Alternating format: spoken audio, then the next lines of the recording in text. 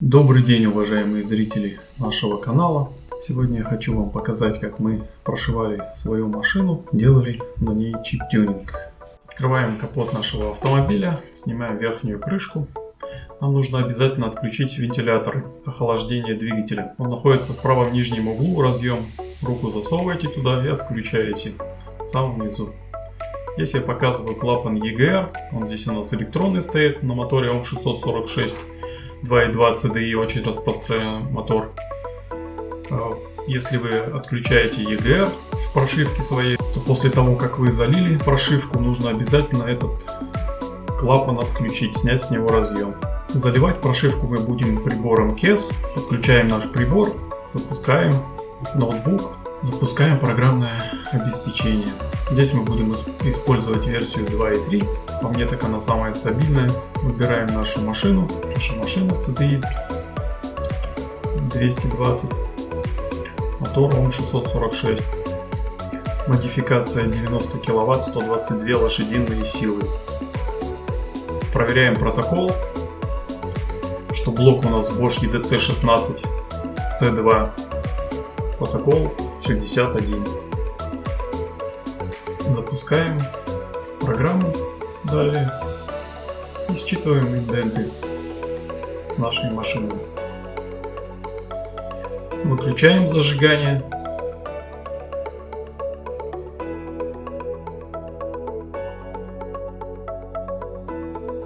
Все делается это через OBD2 прибором KES.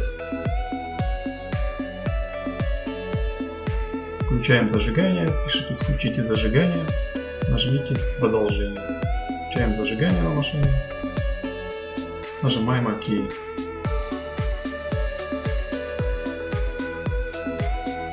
Ждем, программное обеспечение считывает данные с нашего блока управления двигателем. Собственно, почему я решил это сам сделать? Поизучав рынок, посмотрев, кто занимается чип-тюнингом, стало понятно, что там профессионалов не так много. В основном одни чипорасты. Качественные услуги предоставить могут единицы. Поэтому, если что-то хочешь сделать, то сделай это сам. Плюс немаловажный фактор играет эта цена.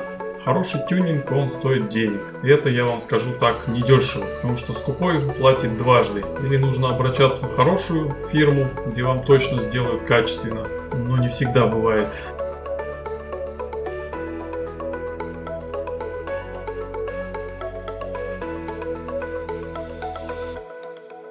Жмем кнопку ОК. Ждем, пока блок KES считает данные с нашего блока. Итак, KES считал инденты. Здесь мы видим номер прошивки, модель нашего двигателя, ну и VIN-номер, соответственно, автомобиля. Нажимаем ОК. Все отлично. Далее он нам предлагает сохранить наши инденты в текстовом формате. У нас они уже сохранены, поэтому мы нажимаем отмену. Вам же я рекомендую обязательно сохранить, потому что они пригодятся в дальнейшем в работе. Выключаем зажигание, нажимаем кнопку ОК. Следим обязательно за напряжением аккумуляторной батареи. Здесь у нас показывает 12,4, вполне достаточно пока. Сейчас мы будем записывать нашу прошивку, которая была предварительно подготовлена нашим калибровщиком. Спасибо ему большое. Обязательно делаем акцент на калибровщике, потому что хороший калибровщик — это на вес золота. Далее выбираем нашу прошивку, специально подготовленную.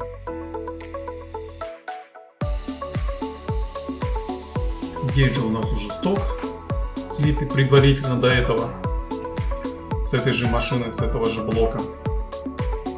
Обязательно его нужно иметь перед тем, как вы что-то пытаетесь записать или залить в свой блок. Выбираем файл, запускаем. Здесь у нас предупреждение, что вы правильно должны выбрать протокол подсоединения, ну и желательно подкидывать зарядку, чтобы у вас не было падения напряжения во время прошивки, ни в коем случае. Включаем зажигание, считывается информация блоком KES. Происходит идентификация. начинаем записывать нашу прошивку, заливать ее в блок, наш чип-тюнинг. Просит выключить зажигание. Выключаем, нажимаем ОК.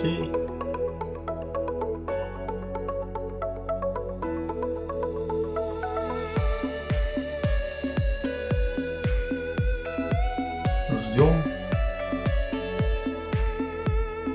пока кейс считает информацию.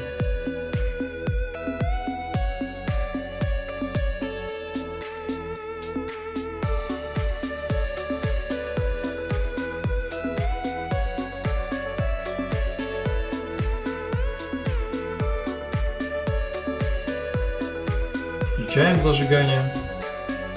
Такая последовательность процедур для кесов нормальное явление.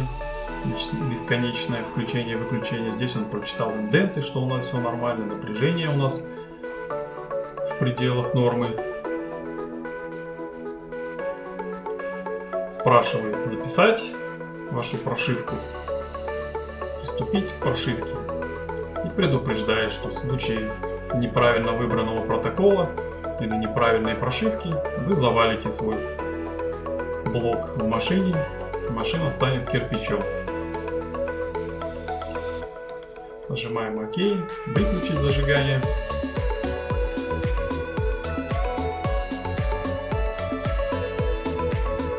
Еще одно предупреждение, что нужно правильно выбрать нужный протокол для этого блока управления и обязательно подключить зарядное устройство, чтобы не было падения напряжения. Включить зажигание. И поехал процесс. Прибор пытается прошить наш блок управления двигателем. Фильм у нас будет состоять из нескольких частей, то есть практически сериал. Вот он увидел нашу прошивку, ее название. Видно, вот с левой стороны внизу прибор, зеленые блинки пошли. Здесь на приборке у нас начинается свистопляска. Блок управления прошивается, пытается прошиться. И на приборке отображаются процессы всякие. Так, и здесь мы получаем стандартную ошибку по увалу блока. Это называется «Здравствуй, жопа, Новый год». То есть прошивка у нас не прошла, блок ее не записал и написал, что возникла ошибка при записи. Продолжить или выключить. Проверьте соединения, все УБД разъем, ваш прибор кес и так далее. Проверяем разъемы, выключаем зажигание, еще раз проверяем все внимательно. Далее прибор пишет «Включите зажигание». Включаем зажигание. По зеленой лампочке видим, что прибор пытается подсоединиться к блоку управления двигателя. Идут линки обмена данных. Ничего страшного в данном случае у нас не произошло, потому что я знаю, как поднять блок управления двигателя без проблем на этой машине. Это показываю в целях познавательных. К блоку не может соединиться, запись не производится. Пытаемся поднять блок управления двигателя.